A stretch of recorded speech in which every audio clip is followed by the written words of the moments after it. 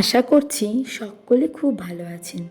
আমার একটি নতুন ভিডিওতে আপনাদের সকলকে স্বাগত জানাই।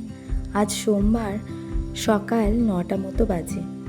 তো এই যে আমি ছাদ বাগান থেকে টুকটুক করে ফুলগুলো তুলে নিচ্ছি। এই টবের মধ্যে যে কয়টি গাছ আছে ছাদ বাগানে, সেই ছাদ বাগানের ফুল দিয়ে আমি নিত্যদিনের পুজো করে থাকি। এই দেখুন, ভারী সুন্দর এই জবার রঙটি, থোপা পঞ্চমুখী, বেশ সুন্দর জানেন জবাটি। আর এই দেখুন শিশির পড়েছে কেমন ফুলের মধ্যে। 9টা বাজে, রৌদ্র উঠে গেছে, তবুও শিশিরের ছোঁয়া ফুলের মধ্যে এখনও রয়েছে। আর এদিকে আমার স্থলপদ্ম গাছে অনেক কুড়ি এসেছে। তো দেখুন আমি কি সুন্দর করে আলাদা আলাদা করে গুছিয়ে নিয়েছি ফুলগুলো।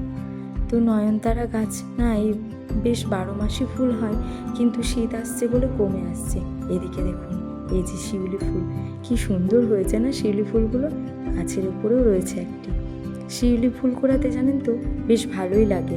আর আমার এই শিউলি গাছটি প্রায় মরমরই হয়ে যাচ্ছিল, কিন্তু তারপর তাকে যত্ন করাতে এই যে এখন ফুল হচ্ছে। শিউলি ফুল কোড়াতে বেশ ভালো লাগে। একটা টুক করে গাছ থেকে তুলে নিলাম। এটি সুবিধা জানেন, টবের মধ্যে আছে যে কয়টি হোক ফুল বেশ ভালো লাগে। আর এই যে জবা দুটো দেখছেন, এই দুটি পাশের বাড়ির ওই ঠাকুমা তার গাছ থেকে দিয়েছে। তারও অনেক ছাদে গাছ রয়েছে, ফুল দেয় আমাকে জবা ফুল। আর এই দেখুন এই হলুদ গাছটিতে এক গাছ ফুল ধরে আছে আজ। আর এটি আবার লেবু গাছের টবের পাশেই হয়েছে।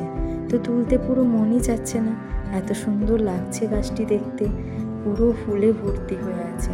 তো বেশি নেবো না, 2-4টেই নিয়েছিলাম ভেতর থেকে।